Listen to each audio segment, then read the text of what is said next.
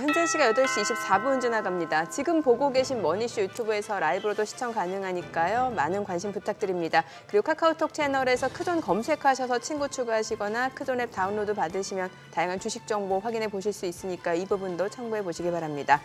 간밤 뉴욕 증시가 지금 보니까 국채 금리가 좀 급등하면서 투자 심리가 좀 위축되는 양상이고 주요 기술주들이 또 많이 떨어졌네요. 네, 그러네요. 네. 뭐 뉴욕장은 네. 시총 10위 내의 종목들 이렇게 떨어진 낙폭에 비하면 지수가 덜 떨어졌으니까 다른 종목들이 분전했다고 할 수 있는데 결국 뭐 또 펀더멘털로 가네요. 네네. 전쟁 얘기보다도 네. 또 소매 판매 저렇게 좋게 나왔다고 저희 또 찔끔하는 장인이 이 역설적인 흐름이 언제까지 이어질지 소매 판매 잘 된다는데 왜? 그러니까 이게 고금리 상황에서도 여전히 이렇게 지갑을 연다라는 거잖아요. 네, 그러니까요. 그러니까 그만큼 가처분 소득도 여전히 꽤 높고 견조하다라는 거고. 그렇습니다. 참 어쨌거나 이 뭐 돈 푸는 것과 금리 낮추는 것 뭐 이런 걸로 이렇게 모든 문제를 해결해 오던 세월을 우리가 어떻게 보면 2008년부터 해서 한 뭐 20년 가까이 이런 세월을 보내다 보니까 이렇게 시황을 갖다가 사후적으로 설명하면서도 설명하는 사람도 좀 민망하고 듣는 사람도 그게 말이 돼 싶은 상황이 뭐 계속 이어지고는 있습니다. 어제 우리 장 좀 잘 버티나 싶었는데 네. 오늘 좀 다소 걱정되는 상황이긴 합니다. 그러게요. 네. 또 네. 또 선반영된 걸 수도 있고 좀 봐야 될 것 같아요. 좀 보긴 봐야 될 것 같은데 뉴욕 증시하고 좀 약간 디커플링 양상으로 움직임도 나타나니까. 근데 조금 이렇게 지금은 조정장이다 하는 거는 네. 좀 각오는 하고 네. 가야 이렇게 마음이 편할 것 같습니다. 알겠습니다. 네. 오늘 크로스 리서치 이재무 대표 함께합니다. 어서 오세요. 어서 오십시오. 네, 안녕하세요. 네. 네. 아니 국채 수익률이 지금 10년물이 이제 4.5를 넘어서 4.6 넘어서고 있는 상황이에요. 이거 사실 증시에는 굉장히 부담이잖아요. 네, 맞습니다. 예. 지금 뭐 올해 좀 뭐 금리 인하라든지 이런 기대감이 상당히 좀 있었는데요. 그런 것들이 약간 지금 되게 흐릿해지는 모습인 것 같고요.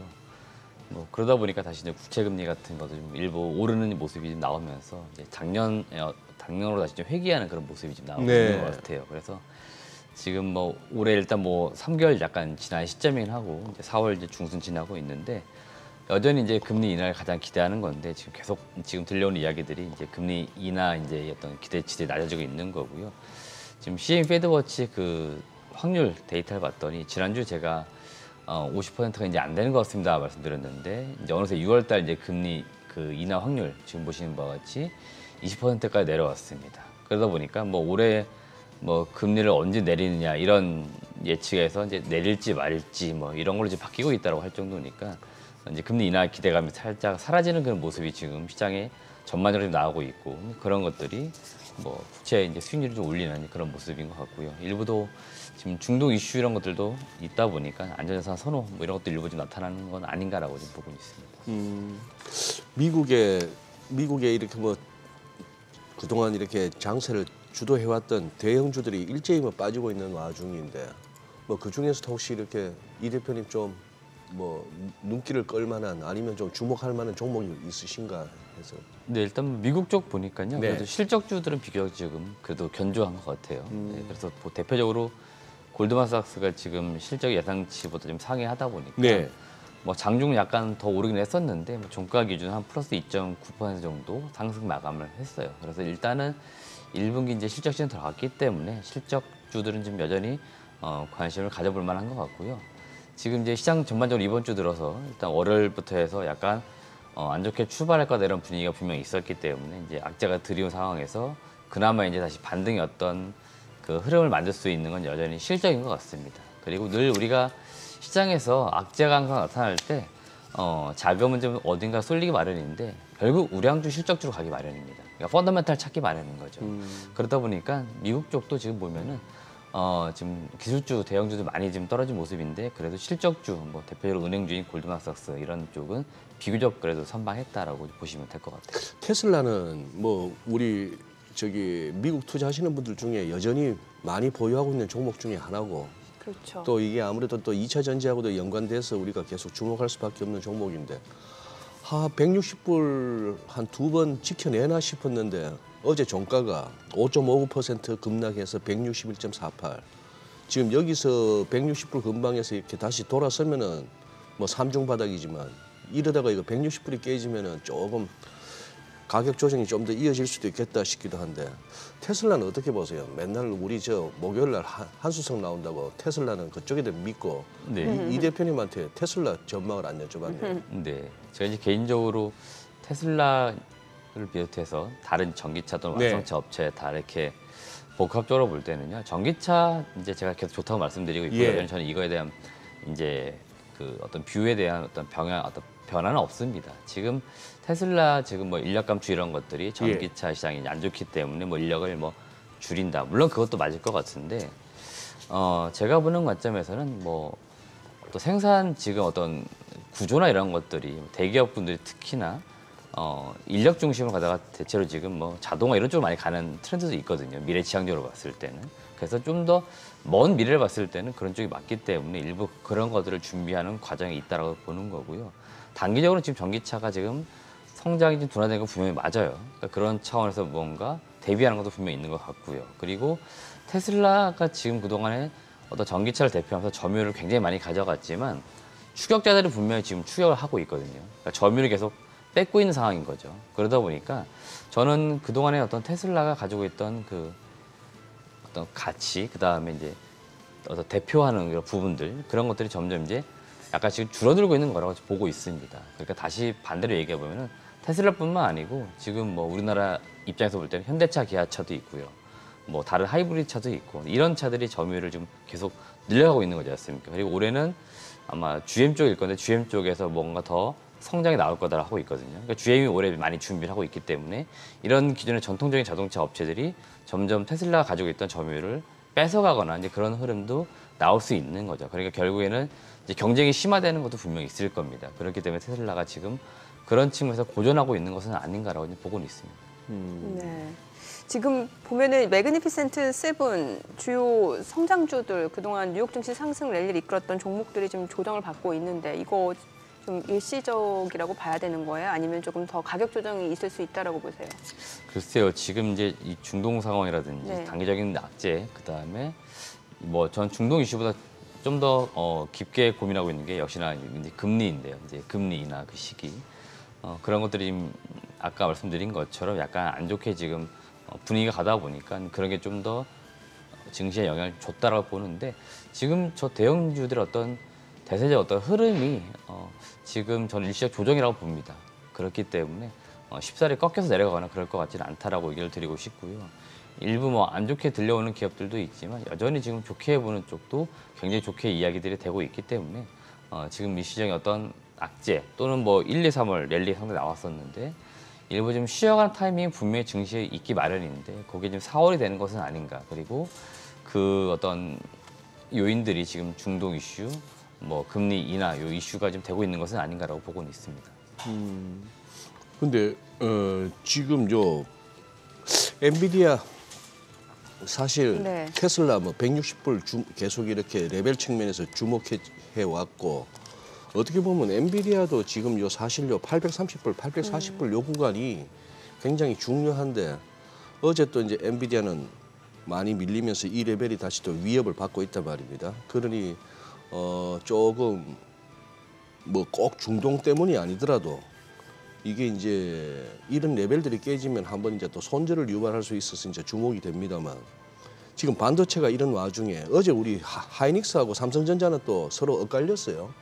네, 지금 또 삼성전자는 무슨 뭐 보조금 이제 확정 얘기도 나오는데 그 부분 좀 한번 상세하게 좀 알려주시죠. 네, 일단 보니까 제가 예. 예상한 것보다 좀 빨리 나왔습니다. 어제 장 끝나고 네. 오후 한 4시 이후쯤 나온 것 같아요. 예. 뉴스가. 미국 상무부에서 일단 그 보조금 관련돼서 뭔가 발표를 했는데요. 금액을 보니까 대략 64억 달러 정도, 우리나라 돈으로 한 9조 원 정도인 것 같습니다. 그러니까 시장에서 예상한 금액이 있었는데요. 저 범주 내에 이제 들어갔다라고 보시면 될 것 같고요. 그래서 일단 보조금이 일단 확정이 되면서 일단 호재로 작용하지 않을까라고 보는 거고요. 아직 삼성전자의 지금 투자 지금 이야기는 나온 것 같지는 않습니다. 삼성전자가 지금 추가 투자 발표를 하면서 저 보조금 이제 관련돼서 같이 이제 발표가 나올 거다라고 했는데 저거는 그냥 그리고 미국에서 우리한테 공짜로 주는 겁니까? 삼성전자하고 TSMC에다가? 일단은 뭐 미국 현재 이제 공장을 짓게 되면 아무래도 미국 내에서는 일자리가 생기는 거고요.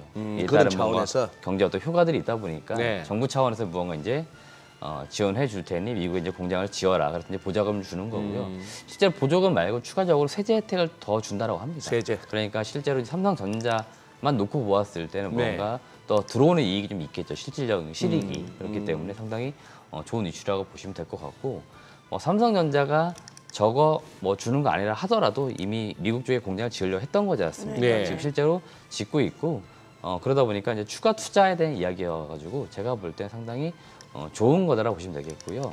삼성전자가 지금 계속 미국 쪽에 짓고 있는 것들은 대체로 이제 파운드리 공장이 될 겁니다. 물론 메모리 쪽도 지을 수 있겠지만 삼성전자는 지금 파운드리 좀 더 초점을 두고 미래지향적으로 보고 있기 때문에 아마 그런 어떤 생산 라인이 지금 들어가게 될 거고 결국 이제 거기에 많은 이제 장비군들이 들어갈 거고요. 그다음에 소재 부품이 또 사용이 나중에 될 거기 때문에 그런 것들이 이제 일부 또 우리나라 증시에는 이제 호재로 작용할 수도 있지 않을까로 보는 겁니다. 그렇기 때문에 전방 이제 고객사, 전방의 업체들이 이제 투자가 이루어지게 되면 그 뒷단에 있는 밸류체인에 있는 기업들도 수혜를 보기 마련이기 때문에 오늘 시장을 볼 때는 일단 저 이슈가 또 어떻게 또 호재로 작용을 할지 이렇게 한번 또 볼 필요는 있을 것 같아요.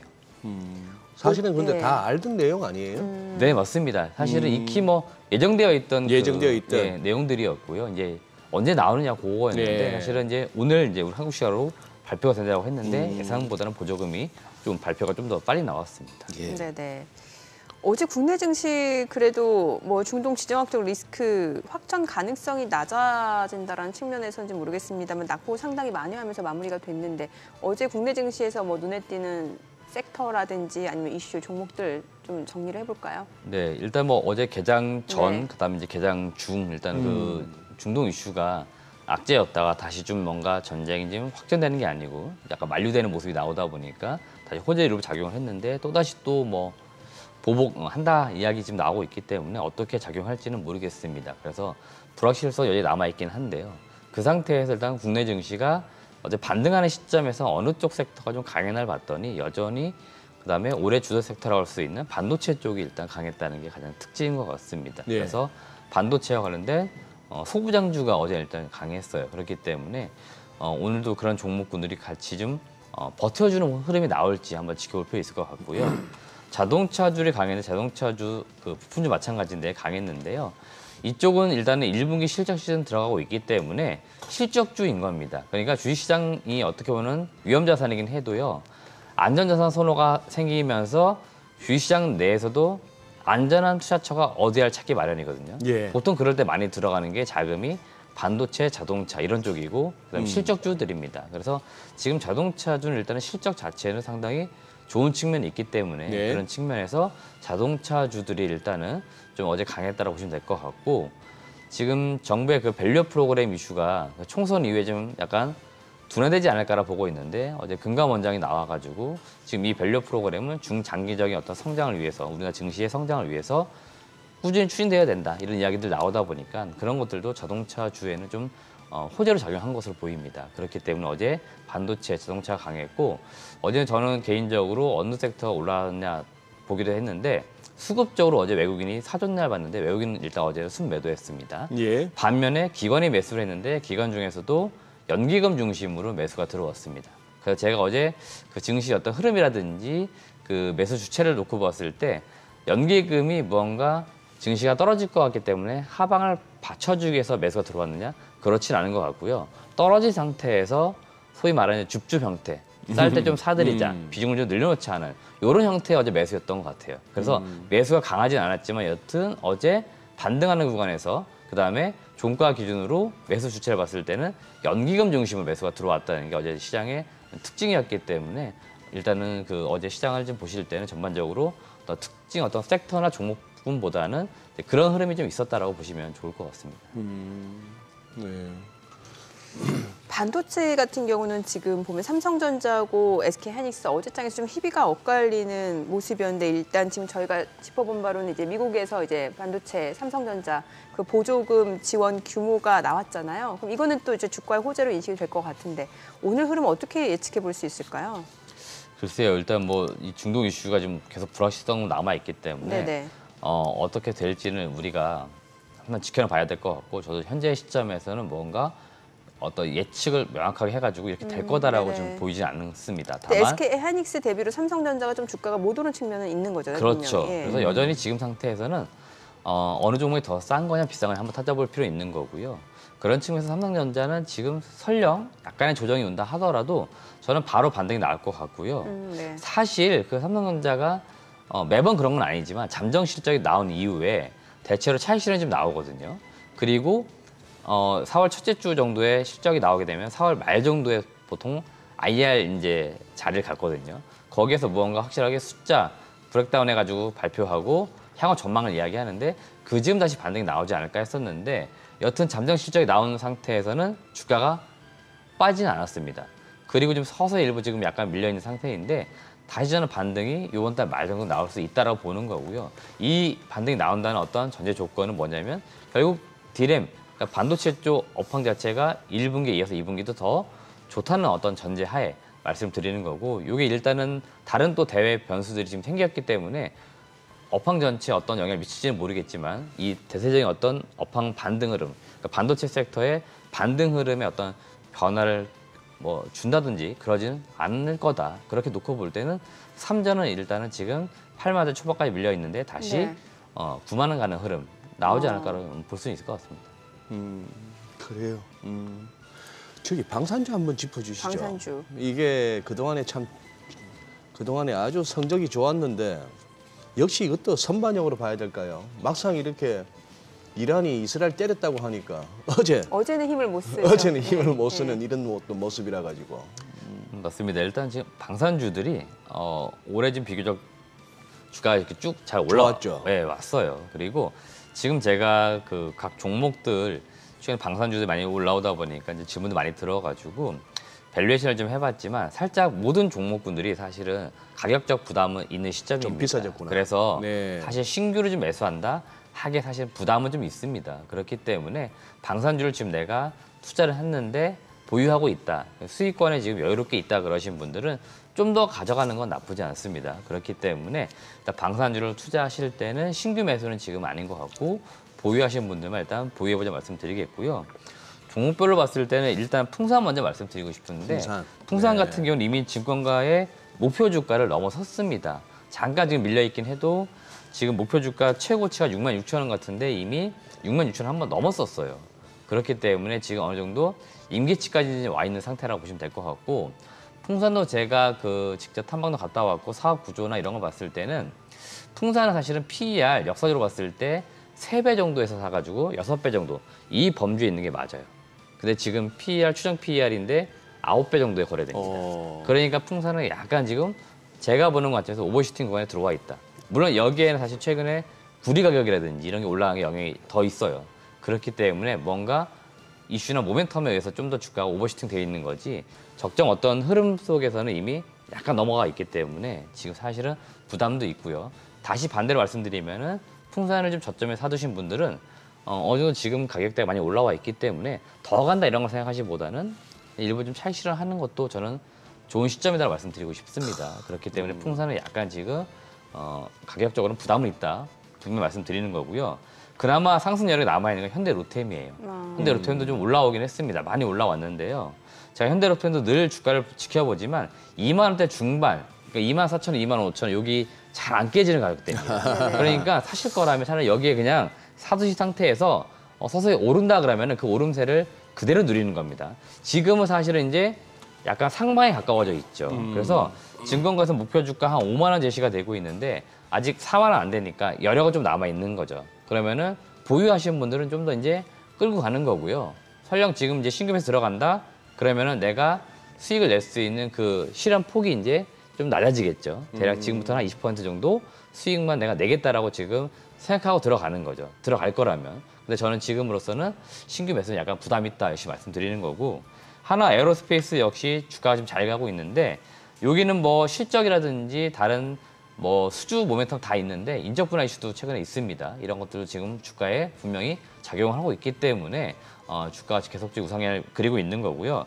역시나 증권가 목표 주가 보니까 한 29만 4천 원입니다. 최고치가 지금 나와 있는 거 기준으로 봤을 때는요. 그렇기 때문에 살짝 지금 여전히 부담은 좀 있다. 그렇기 때문에 신규 매수는 살짝 부담이 있는 거고 전반적으로는 보유자 영역이다. 이렇게 의견을 드립니다. 네. 뭐 한 3년 한 뭐 1, 2, 3년 남짓 만에 10배 나왔으니까 이 하나 에어로스페이스도 하나그룹 측면에서는 진짜 한번 대박 한번 쳤네요. 아니 근데 저기 아까 풍산을 갖다가 우리 이재부 대표께서 PER 기준으로 한 3배에서 네. 6배 정도 사이에 왔다 갔다 하는 종목이다. 근데 이게 지금 9 정도까지 왔다. 이 말씀을 하시니까 아니 이게 참 그래요. 주식이란 게 매번 어렵고 매번 갸웃갸웃하게 되는 게 이 업종과 이 업종과 이 회사는 뭐가 잘못됐길래 9배만 왔다고 비싸 보인다고. 어떤 거는 PER이 200배인데도 아직도 싸다 그러고 있고. 참, 그 기준이 뭘까? 제 인이에서 막 들립니다. 우리 PD님이 궁금하세요. 그 기준이 뭘까? 어떤 놈은 9배만 돼도 비싸다 그러고 어떤 거는 200배인데도 아직도 싸다 그러고.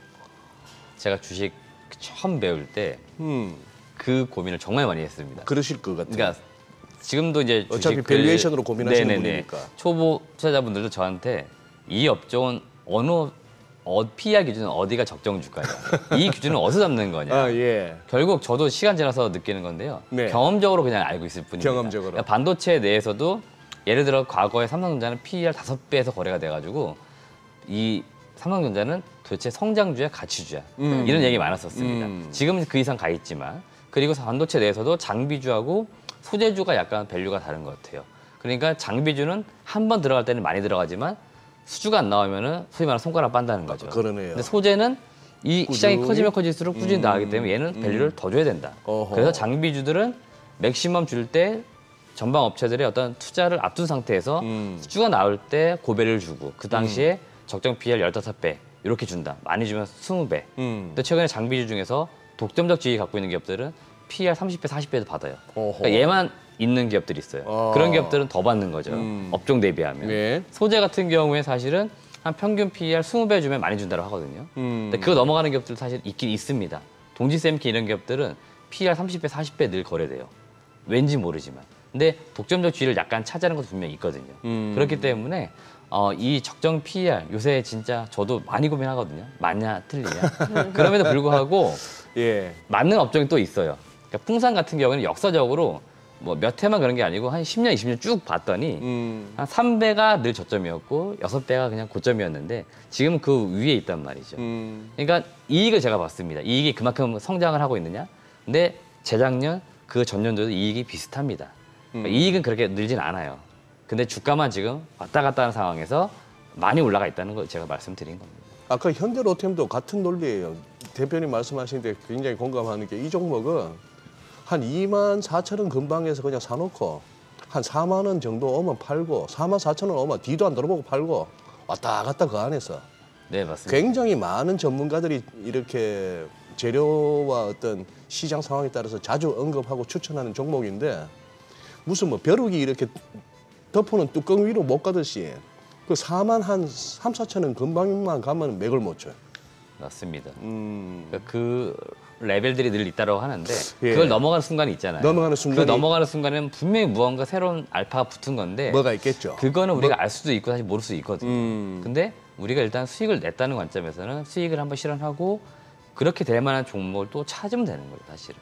그게 확률적으로는 좀 리스크를 줄일 수 있기 때문에. 네. 그러니까 많이 올라간 상태에서 좀 더 갈 거라고 기대하는 것보다는 수익을 실현하고 다시 좀 싼 가격대에 있는 종목들을 찾아가지고 들어가면은 예. 올라갈 확률이 더 많다는 거죠, 그만큼. 네. 그러니까 리스크를 줄일 수 있는 저만 해도 방법 중에 하나라서 저는 이제 그런 걸 좀 택할 뿐입니다, 사실.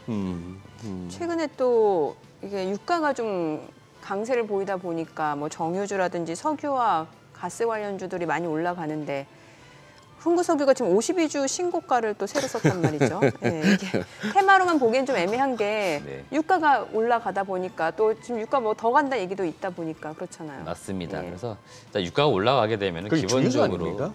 네, 주유소까지는 아니고요. 도소매라고 도소매? 하더라고요. 제가 사업 보고서 찾아봤는데 음. 석유 제품을 매입해서 유통합니다. 말 그대로 도소매인 거고요.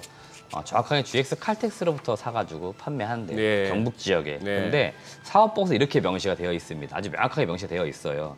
주요 제품 등의 가격은 원유 가격 및 환율 변동에 의하여 시장에서의 수급 상황에 따라서 연동되어서 판매 가격이 정해집니다. 그러니까 전가시킬 수 있다는 거네요. 네, 그러니까 말 그대로 이제 원가를 판가 전가를 시키는데 그럼 그거는 사실 기업 입장에서는 좋은 거잖아요. 좋은 건데 사실은 매출은 늘죠. 그러니까 매출. 근데 이익이 남진 않습니다. 똑같잖아요. 이익 폭이 똑같죠. 이익 폭 똑같죠. 그러니까 남는 게 없어요. 있는 거고. 네, 그래서 매출은 늘지만 이익이 늘진 않아요. 그래서 22년도에 잠깐 이익이 그 당시 좀 올랐습니다. 22년도에도 이제 유가나 이런 것도 올라가지고 이익이 좀 늘긴 했는데 엄청 늘진 않았다는 거죠. 뭐보다? 지금 주가가 올라간 것보다는. 그래서 일단은 이 스몰캡 쪽에서 유가 관련된 종목군들이다 하면은 에너지 쪽이다 그러면은 테마성으로 보는 게 맞을 것 같아요. 그렇기 때문에 이런 기업들이 좀 단기 바닥권에서 많이 올라왔다 그러면은 수익 실현도 고민할 시점이라고 말씀드리는 거고요. 유가가 올라가가지고 수혜를 보는 기업이 있긴 있죠. SOL 같은 기업들은 네. 실제로 정제 마진에 따라서 이익이 늘거나 합니다. 근데 지금 정제 마진도 일부 지금 약간 늘었다가 일부 다시 추세 꺾였다는 얘기가 좀 있어요. 최근 들어서. 그렇기 때문에 SOL도 주가가 일부 좀 저점에서 올라오긴 했어도 탄력도가 좀 떨어지고 있는 거고요. 그다음에 유가가 좀 쌀 때 샀다가 유가가 올라가게 되면은 재고평가 이익을 반영한 과정에서 실적이 좋아지거든요. 그러니까 정유주들은 유가를 미리 쌀 때 사놨으면 60불 때 사놨다. 지금 한 90불 간다 그러면은 한 30불이 올라갔기 때문에 그만큼의 어떤 재고평가 이익이 늘어나기 때문에 실제 실적을 발표하는 그 시점에 따라서 이익이 늘어나는 것처럼 보이는 거죠. 때로는 비싸게 샀다가 떨어지게 되면 또 재고평가 손실이 발생되잖아요. 결국 똑같다는 거죠. 시간 지나면. 그래서 지금 SOL 같은 경우에는 일부 지금 시기적으로 올라와 있는 시점이에요. 어떤 실적이나 이런 것들이. 그렇기 때문에 저기는 맞지만 흥구석유 같이 약간 스몰캡 기업들은 이익이 그렇게 실익이 많지 않기 때문에 실제로 주가가 올라간 만큼의 어떤 실적이 뒷받침되지는 않을 거다라고 보시면 될 것 같습니다. 2년 전에 러시아 우크라이나 전쟁 터졌을 때도 브렌트 유가 130불 넘게 올라갔었는데 그러다 보니까 지금도 유가 130불 그렇죠. 전망이 막 나오고 하지만 그때 사실 어떻게 보면 환율이 도와주기도 하고 금방 또 유가가 안정돼서 우리가 모르고 넘어갔죠. 그런데 지금같이 이렇게 꾸역꾸역 유가 오르고 환율도 계속 이렇게 가면은 우리 이거 또 조만간에 이거 잘못하면 이거 휘발유 2,000원짜리 시대가 올지도 모르겠습니다. 이게 주식 몇 푼 벌려고 하다가 전부 차 그냥 집에다 두고 전철 타고 다녀야 되는 상황 오는 거 아닌지 몰라. 예. 제가 지금 아직까지는 그 보고서를 뒤져보진 않았는데 네. 작년에도 우리 유가가 한 90불 가가지고 막 100불 조만간 넘어갈 거라 간다 전망 그랬었죠. 나왔는데 네. 그때도 결국에는 어떻게 됐냐면은 미국 쪽이나 이쪽에서 생산이 좀 많아졌죠. 그래서 다시 유가가 다시 좀 떨어진 모습이 나왔거든요. 그러니까 분명히 이제 공급 이슈이기 때문에 네. 어디선가 공급이 약간 막힐 것 같다 그러면은 가격이 올라가면서 공급을 늘린 쪽이 생깁니다. 또 셰일오일 쪽에서 또 네. 그리고 지금까지 몇 해 동안 보면은 미국 쪽 이런 쪽에서 분명히 늘렸어요. 네. 그렇기 때문에 다시 유가가 떨어졌다는 거죠. 그래서 지금 유가가 진짜 뭐 갈지 안 갈지 모르겠지만 저는 이 유가의 어떤 리스크 이게 예년만큼 강하지는 않을 거다 이렇게 저는 이제 보고 있어가지고 그만큼 공급 쪽이 많이 탄력적이다. 그렇죠. 그래서 예. 그래서 일단은 그렇게 보고 있기 네. 때문에 요번 달 말 봐서 또 가격하고 현황을 좀 보려고 체크를 좀 해보려고 합니다. 네. 자, 지금 시각 8시 54분 향해 갑니다. 오늘 양시장 호가 상황 좀 체크해 보도록 하겠습니다. 먼저 코스피 예상 체결 지수부터 확인해 보죠. 오늘 1% 가까이 하락 출발 예상되고요. 현재 호가로 봤을 때는 2,645포인트입니다. 25포인트가량 하락이 예상이 되고요. 코스닥도 0.9% 내림세가 예상됩니다.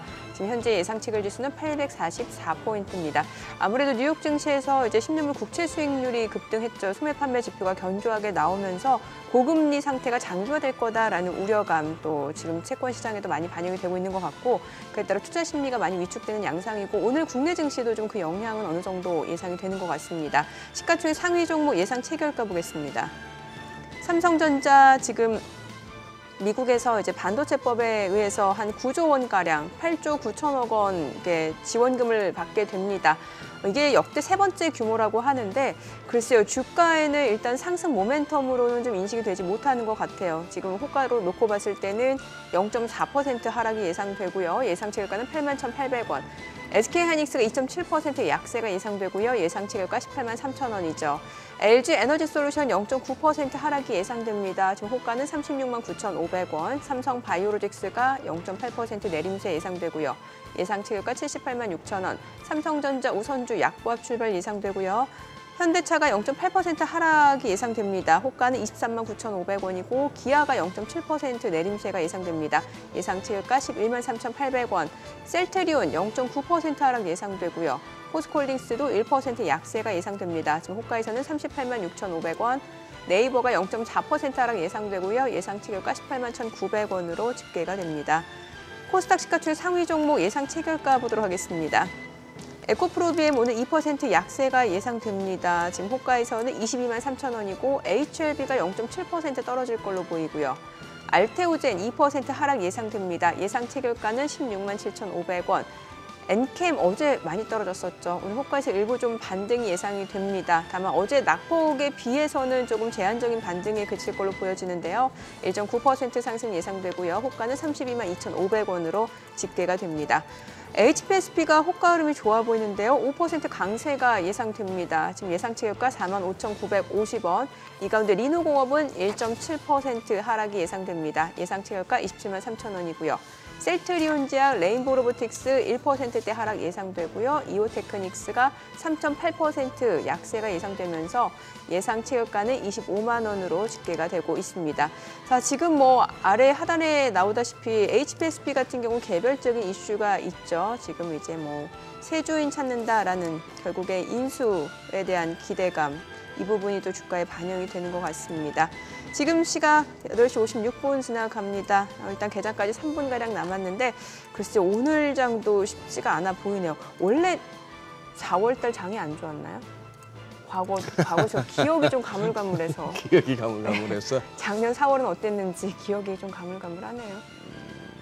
뭐 통상적으로 연초에 이렇게 뭐 새로 이제 올해 농사 지어보자 하면서 다들 기관도 개인도 움직이다 보면 그게 연초 랠리고 그게 또 조정받는 게 4월이나 5월이고 늘 정민이도 늘 한 해도 빠지지 않고 세린 메이 안 하셨어요? 5월 달에 방송하다 보면. 근데 세린 메이가 맞았던 적은 최근에 별로 없었어요. 별로 없었죠. 예, 지나고 나서 보면 세린 메이 틀렸다 이런 얘기가 더 많았는데요. 애널리스트들, 뭐 시황쟁이들 예. 그리고 언론에서 하는 얘기 레파토리 많이 정해져 있잖아요. 5월 가면서 조금 장이 흔들리면 세린 메이냐 이런 소리 하고 뭐 서머렐 좀 더워진다 싶으면 서머렐리고 조금 찬바람 불면 산타가 좀 언제 올까요 이러고 있고. 네, 저희만이라도 좀 차별화돼야 될 텐데. 그래서 의견 있는 경제 채널인데. 그래서 저희는 세린 메이 이런 얘기 안 했으면 좋겠어요. 근데 이 의견이 자꾸 지표가 될까 싶어서 반대 지표가 조심스럽습니다. 부장님이요. 네. 아니, 아우, 예. 네. 그래요. 어떻게 봐야 돼요? 지금 4월 증시가 지금 사실 여건 자체는 그렇게 녹록진 않아요. 미국은 경기가 좋다고 하더라도 사실 우리나라 같은 경우는 저렇게 뭐 수출 지표 말고는 내수 경기가 좋다고 하기도 어렵고 뭐 지금 국채 수익률은 지금 고공행진 보여주고 있고 유가도 올라가고 있고 환율도 지금 달러 강세고 뭐 하나 좋을 게 없어요. 맞습니다. 일단 뭐 우리나라 입장에서 놓고 볼 때 믿을 거 네. 일단 반도체밖에 없는 것 같습니다. 반도체밖에. 반도체라도 차라리 조금 계속 예. 수요가 좀 견조해가지고 가격도 좀 오르고 이제 지금은 가격이 오르는 상태이거든요. 양도 좀 늘어야 됩니다. 그래서 이제 가격도 소위 말하는 이제 P하고 Q를 말하죠. 그래서 이 두 개가 동시에 이제 올라가면서 대체로 뭐 삼성전자를 중심으로 이제 올라가는 거죠. 그래서 삼성전자가 좀 지수를 받쳐주는 이제 그런 모습이 나오면 그래도 좀 안정된 흐름이 나오지 않을까라고 보는 건데 일단 뭐 대형주들 대체로 또 우리나라 증시는 이런 뭐 대외 변수들에 굉장히 취약합니다. 뭐 좀만 사건이 터져도 급격하게 빠지는 모습이 나오고 환율이 오르는 모습들 때문에 외국인들은 매도하고 뭐 나가는 그런 모습인데요. 일단은 지금 계속 앞서 말씀드렸지만 이 전쟁 이슈가 어떻게 될지 모르겠습니다. 네. 확정된 게 없기 때문에 그러니까요. 지금으로서는 사실은 전략을 짜는 게 중요한데 제가 전략을 지금쯤 짠다 그러면은 뭐 신규로 내가 매수하고 싶은 종목이 있었으면 아직은 좀 기다릴 필요 있을 것 같아요. 왜냐하면 지금 뭐 언론상 계속 하루하루 뉴스가 바뀌니까 그 체크 잘 하시고 약간 잦아드는 경우가 있지 않습니까? 예. 그쯤 해가지고 좀 증시도 봤더니 약간 떨어져 있네. 그러면 그때 다시 사면 되는 거니까 지금은 되려 주식 비중을 늘리기보다는 현금 가지고 있는 거를 잘 가지고 계시면 될 것 같고요. 일부 뭐 수익 실현이 되어 있는 종목들이다. 그러면 이런 종목들도 뭐 요즘 해가지고 사실은 매도하는 거죠. 사실은 이게 뭐 약간의 빌미가 될 수 있는 거지만 현금을 확보하는 전략인 거죠. 그래서 네. 현금 확보해놨다가 진짜 뭐 악재처럼 증시가 좀 빠졌다. 그러면 싸게 살 수 있는 기회가 생긴 거니까 그때 자금을 더 넣으면 되는 거고 아니다 다시 올라갔다 그러면은 저점 있는 종목을 또 찾으면 되는 거예요. 그러니까요. 그렇기 때문에 지금은 전략을 짜보면 된다라고 말씀드리고 싶습니다. 요거 네. 지수는 보면은 일단 개장하고 볼게요. 아니, 오늘 개장 전에 국내 증시로 10초만, 확인해 개장 전에 보겠습니다. 10초만. 개장합니다. 아.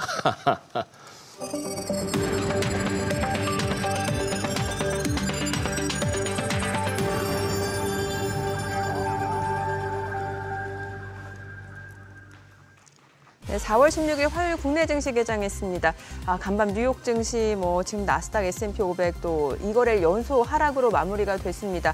소매 판매 지표가 견조하게 나왔다는 측면에서 고금리 상황에서도 미국의 이런 소비가 탄탄하다는 측면에서 올해 연준 금리나 기대감은 계속해서 지연되고 있습니다. 그에 따라 미 국채 수익률, 10년물 국채 수익률이 4.6%를 넘어선 상황이고요. 주요 매그니피센트 7 성장주들, 기술주들 낙폭이 좀 두드러지는 양상이었는데요. 오늘 국내 증시 출발 상황 좀 체크해 보겠습니다. 코스피 코스닥 양시장 하락 출발입니다. 코스피가 26포인트 넘게 빠집니다. 1% 하락이네요. 2643포인트. 코스닥도 0.8% 떨어집니다. 845포인트입니다. 시가총액 상위 종목 시초가 보도록 하겠습니다. 삼성전자가 지금 현재 1% 약세 81,200원에 거래되고 있습니다.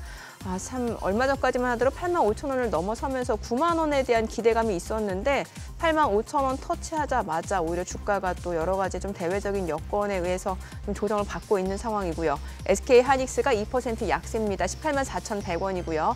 LG에너지솔루션 1% 하락합니다. 36만 9천원. 삼성바이오로직스가 0.8% 떨어집니다. 78만 6천 원이고요. 삼성전자 우선주가 1% 떨어집니다. 6만 7,100원이고요. 현대차가 1.4% 하락합니다. 23만 8천 원. 기아가 0.9% 떨어집니다. 11만 3,500원이고요. 셀트리온, 포스코홀딩스가 1% 안팎으로 떨어집니다. 포스코홀딩스는 낙폭을 조금 줄여내네요. 0.5% 하락, 38만 8천 원.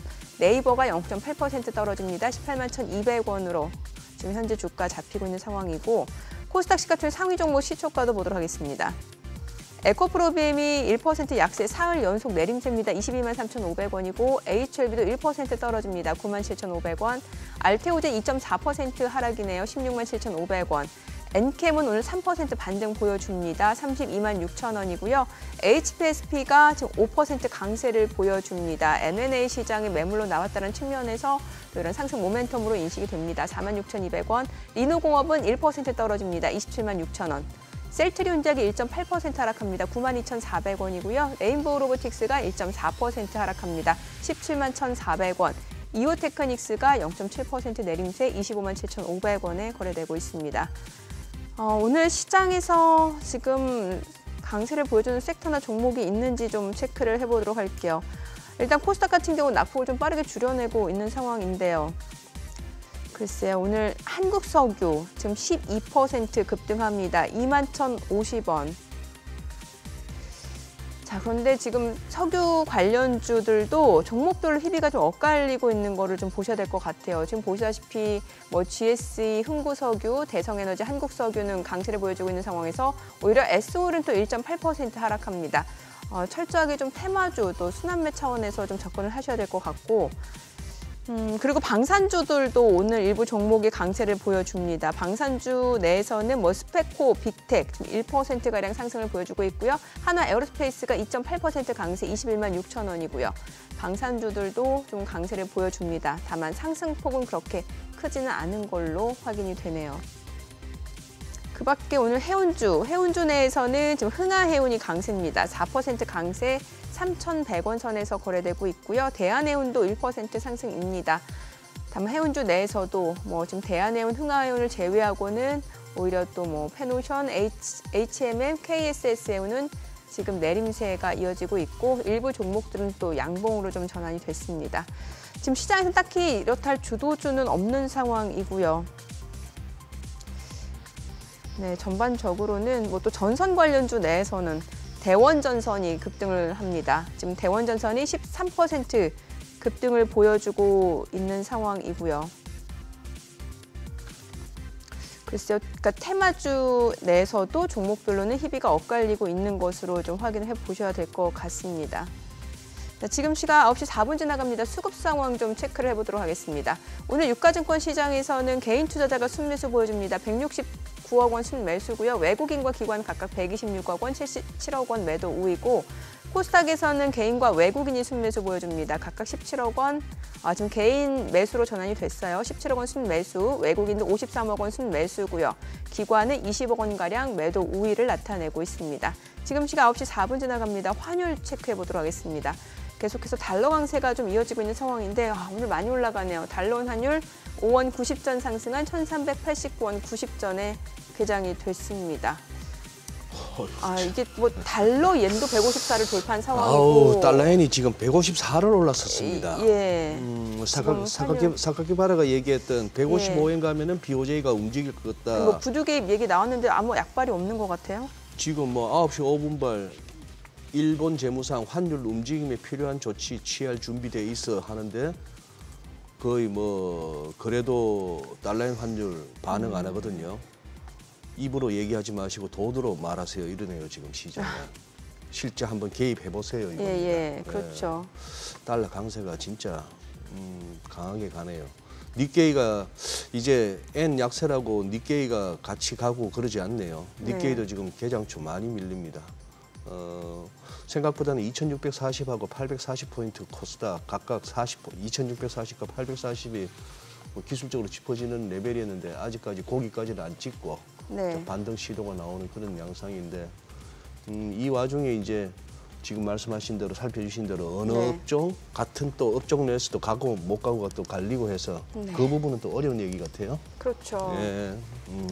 아니 이런 시장에서는 어떤 전략이 좋은 거예요? 예를 들면 그러니까 현금을 갖고 계신 분들은 큰 걱정이 없으실 것 같은데 좀 이제 주식 비중을 꽉꽉 채우신 분들이 사실 걱정이거든요. 이거를 좀 어떻게 버텨야 되는 건지, 버티면 괜찮은 건지, 아니면은 뭐 손절이라도 하고 다시 들어가야 되는 건지. 일단 제가 봤을 때는 지금 버티면 좀 될 것 같아요. 버티면 저는 개인적으로 지금 전쟁 이슈가 어떻게 될지는 뭐 예측되지는 않지만 크게 뭐 오랜 기간 우리나라 증시에 작용할 거라고 보지는 않습니다. 되려 저는 지금 더 걱정되는 게 미국의 이제 금리 이슈이기 때문에 이게 약간 지금 지연되고 좀 늦어지고 이런 건 분명히 있지만 뭐 되는 기조는 분명히 맞을 것 같아요. 그렇기 때문에 지금 상황에서는 버티는 게 맞다라고 의견을 드리고 싶고요. 앞서 전략을 말씀드렸지만 일단 현금을 지금 들고 계신 분들은 지금 뭐 약간 떨어지는 구간에서 쉽사리 매수에 들어가는 건 아닌 것 같습니다. 현금을 그대로 잘 가지고 계시면 될 것 같고 그다음에 혹시라도 주식을 보유하고 있었는데 일부 수익권에 있었다. 그리고 수익 실현을 좀 염두에 뒀던 종목들이라면 지금 시점에서 일단은 수익을 실현한 다음에 현금을 좀 더 확보하는 전략도 나쁘진 않아요. 우리가 항상 베스트 어떤 시나리오 그리지만 차선책도 늘 그려야 됩니다. 그렇기 때문에 그 전략을 짤 때는 그런 식으로 조금 이원화해가지고 좀 짜는 것도 중요하다 보니까 지금은 현금을 일단 최대한 많이 확보해 두시면 좋겠다라고 말씀드리겠고 평상시에 여러분들이 투자하실 때도 현금 비중을 좀 가지고 계시면 좋겠어요. 저도 보통 습관적으로 많이 드리려고 하는 게 현금 한 10%에서 30%까지는 갖고 있으려고 합니다. 그러니까 현금도 뭐 종목이다 이렇게 표현을 많이 하시는데 현금 들고 있다가 내가 예상치 않게 나오는 뭐 증시 악재 이럴 때 평소 사고 싶었던 종목 중에 가격이 떨어진 종목 그런 종목들을 이때 사는 거죠. 그래서 저는 그럴 때 써야 될 자금이 필요하기 때문에 현금을 늘 좀 보유하는 전략도 늘 항상 좀 갖추는 습관을 들이자라고 의견을 드리고 싶습니다. 이쪽에 이거 전력 쪽 관련해서는 전선 관련해서는 이거 계속 이거 뭐 살아 있는 것 같아요. 대원전선, 가운전선, 뭐 LS 맞습니다. 이게 사실 AI 계속해서 이게 전력 수요가 늘어날 수밖에 없다면서요. AI 쪽이면은. 결국 이제 전력 수요 이런 것도 있고요. 지금 그 구리 가격 이슈 이게 지금 계속 맞물려가지고 3월 달에도 증시 강했고 지금 4월 중순인데 여전히 지금 섹터로 봤을 때는 가장 강한 테마 섹터인 것 같고요. 현재까지는 테마죠. 네네. 일단 뭐 실적도 분명히 저기업들이 나오긴 하는데요. 실적도 나온다. 제가 이제 왜 테마라고 이렇게 굳이 표현을 했냐면은 나름 그 주가가 올라올 때는 합리적이다 이렇게 봤지만 지금은 사실 상당히 많이 올라온 상태에서 이제 안 갔던 기업들 중에서 스몰캡 종목들 중에 올라오는데 막 급등락이 나오는 거죠. 그러니까 지금은 현상 자체가 증시도 지금 잘 보시면 뭔가 전반적으로 가는 분위기도 아니고 그러다 보니 이런 쪽으로 자금이 쏠리는 현상이 나타나고 있는 겁니다. 그렇기 때문에 오늘 좀 뭔가 강한 섹터가 어디야? 근데 이쪽이야 그러면 자금이 더 쏠리는 거죠. 여기서 무언가 오늘 하루 승부를 보려는 자금들이 계속 들어오는 거기 때문에 제가 지금 테마가 좀 더 강하게 작용하고 있다 말씀드리는 거고요. 저 전력이라든지 전력 설비 이쪽은 지금 전체적으로 산업 자체가 굉장히 초호황인 건 맞습니다. 산업적으로는. 그렇기 때문에 이 산업이 좋고 그래서 기업도 실적이 좋고 근데 주가가 먼저 지금 많이 가 있기 때문에 이 괴리의 어떤 차이를 여러분들이 꼭 따져가시면서 좀 보셔라라고 말씀드리고 싶습니다. 네. 일진전기가 많이 힘이 붙이는 모습이네요. 주가가 보니까. 곧 뭐 그런 상황이고. 어디 다녀오셨어요? 기업 탐방 다녀오셨잖아요. 네, 제가 다녀온 기업은 이제 SFA 반도체라고 하는 기업이고 SFA. 네, 충남 천안에 있는 기업입니다. 네. 그래서 우리가 익히 반도체 후공정 업체라고 많이 부르잖아요. 예. 네네. 패키징 또는 테스트 이제라고 많이 부르는 이런 사업들을 하는 기업이라고 보시면 되겠고 동사는 일단은 메모리 쪽 반도체, 비메모리 반도체 두 개의 군은 다 하고 있고 그다음 패키징도 하고 테스트도 하고 있는 그래서 동사가 표현하기로는 토탈 솔루션 사업자다 이렇게 표현하고 있습니다. 그래서 일단 대표적인 국내 오사트 업체라고 보시면 되겠고 고객사는 좀 많긴 한데 매출 비중을 놓고 보았을 때 삼성전자가 대략 평균적으로 한 80%예요. 그러다 보니까 일단 삼성전자가 주요 고객사인 거고 SK하이닉스나 마이크론 이런 기업들도 계속적으로 거래를 하고 있고요. 일부 이제 팬니스 업체들이죠. 분석 업체들도 많이 거래를 하고 있는 업체라고 보시면 되겠고요. 일단 올해 가장 기대가 되고 있는 것들은 한국의 일공장이 있는데 이쪽에서는 그 모바일 관련된 메모리 반도체를 생산을 하는데 하반기부터 해서 그 마이크론 이제 대응하기 위한 물량이 늘어날 거다 이렇게 지금 이야기를 하고 있습니다. 그래서 하반기에 마이크론 향 수주가 좀 나오지 않을까라고 보는 거니까 이런 쪽에서 기대치가 있다라고 보시면 되겠고요. 지금 필리핀 공장 같은 경우에는 이쪽에서는 주로 DDR4, DDR5 물량을 많이 생산을 했었는데 지금 그 비중을 놓고 보았을 때 DDR4보다는 DDR5 물량이 점점 늘고 있다고 하고요. 실제로 23년도 4분기부터 해서 삼성전자가 물량을 일부 좀 줬다라고 합니다. 그러니까 작년 4분기부터 DDR5 물량 중에서 삼성전자 물량을 지금 대응을 하고 있는 거고 지금 그 비중이 24년도에 35%, 25년도에 50%까지 늘어날 거라고 합니다. 여기서 말하는 비중은 DDR4와 DDR5의 그 비중을 말하는 거예요. 그래서 지금 DDR4에서 5로 넘어가는 그 세대 변화에 있어서 지금까지는 내재와 삼성전자나 SK하이닉스가 다 했었는데 이 물량들이 지금 일부 외주 업체들로 나오고 있는 겁니다. 그래서 예. 지금 패키징 업체인 SFA 반도체가 일부 그 수혜를 보고 있는 거고요. 올해 실적 측면에서는 작년에 마이너스 167억의 영업 손실 기록을 했습니다. 반도체 업황이 꺾였습니다. 이쪽은 대체로 물량이 줄어들면 다 실제가 꺾입니다. 근데 올해 지금 분명한 거는 반도체 업황이 회복을 하고 있습니다. 그러니까 물량이 다시 늘어날 거예요. 그러니까 영업이익이 늘어날 거다라고 보시면 되겠고 지금 매출액은 한 5천억에서 5,500억 정도 예상을 하고 있고 영업이익은 200억대 중반 이상인데 대략 시장에서는 한 270억에서 280억의 영업이익이 나오지 않을까라고 보는 겁니다. 그렇기 때문에 올해 실적을 놓고 볼 때는 작년에 영업 손실에서 올해 연간으로 흑자 전환한다라고 보시면 되겠고 전반기는 약간 BEP 수준, 그러니까 손익분기점을 지키는 수준인 거고 하반기부터 본격적으로 이익이 늘어난다고 하기 때문에 제가 보는 관점에서 지금 4월이기 때문에 서서히 하반기로 가면 갈수록 이 실적 기대와 함께 주가가 좀 오르지 않을까라고 보는 종목 중에 하나입니다. 생각보다 업력이 좀 되네요. 네, 업력은 굉장히 오래됐습니다. 네. 예. 와, 오늘 같은 장에서 2% 상승이라고요? 그러니까. 네네. 반도체가 그나마 좀 버티는데 아마 그런 측면이 있는 것도 같아요. 그러니까 이게 반도체 섹터 내에서도 보면은 그동안 올랐던 종목들은 지금 오히려 조정받고 있고 못 올랐던 종목들이 지금 좀 올라가는 상황이거든요. 이것도 좀 맞습니다. 그런 측면에서 오늘 좀 올라간다 이렇게 사실 볼 수 이제 투자자들의 심리가 그렇잖아요. 예. 수익 실현을 좀 해야 되면은 네네. 많이 올라간 쪽은 여유가 있으니까 네. 오늘같이 좀 빠지는 구간에서는 사익 실현을 여유롭게 하는 거고 매수하게 되면은 아무래도 올라간 기업들보다는 이제 바닥권에 있는 기업들 사기 네네. 마련이다 보니까 횡보하고 있는 종목들을 좀 일부 사는 흐름이 좀 나오고 있다 이렇게 보시면 될 것 같습니다. 예.